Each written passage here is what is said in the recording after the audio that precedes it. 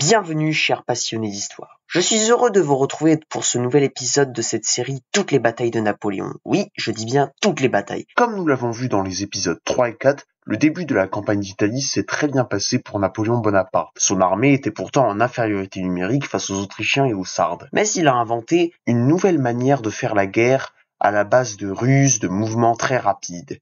Cela lui a permis de remporter des victoires inattendues à Montenotte et Dego. Le moral se porte bien dans les troupes françaises, plus rien ne peut arrêter Napoléon Bonaparte. C'est le moment d'en profiter. Napoléon veut lancer tout de suite une offensive générale contre les troupes du royaume de Sardaigne à Mondovì. Et il a raison. Pour la première fois depuis le début de la campagne d'Italie, il est en supériorité numérique sur le champ de bataille. Il n'a plus peur de l'affrontement général. Mais cela fut bien plus compliqué que prévu et la victoire n'a tenu qu'à un fil. Napoléon aurait pu tout perdre ce jour-là. Préparez-vous à une histoire palpitante de bravoure, de stratégie et de détermination. Je vous raconte la fascinante bataille de Mondovì du 21 avril 1787.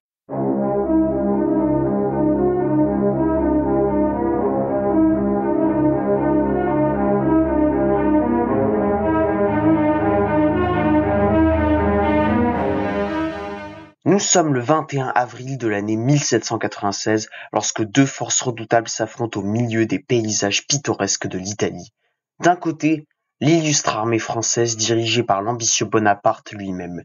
De l'autre, les troupes restantes du royaume de Sardaigne, épuisées par ses défaites sous le commandement du général Colli.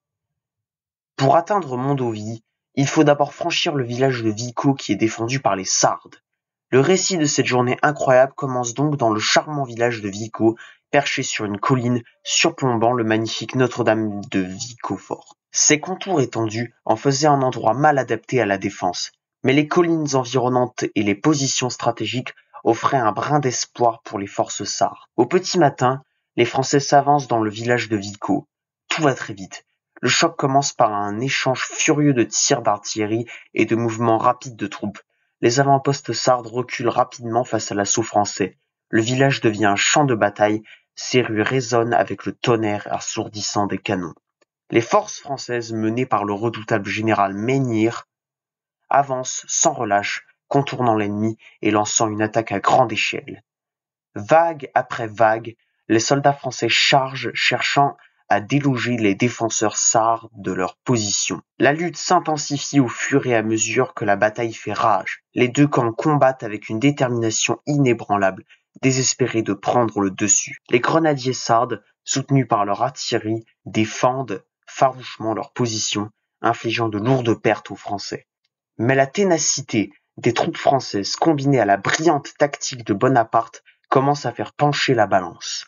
Les défenses sardes s'affaiblissent et leurs positions sont peu à peu submergées. Fiorella, un général français, lance une audacieuse offensive, capturant des points stratégiques et inversant le cours de la bataille en faveur des Français. À 15 heures, Colli est obligé d'abandonner Mondovì à sa propre défense.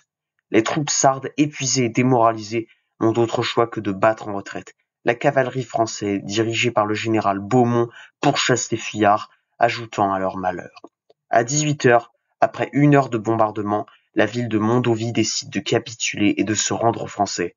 À la fin de la journée, Napoléon a encore gagné.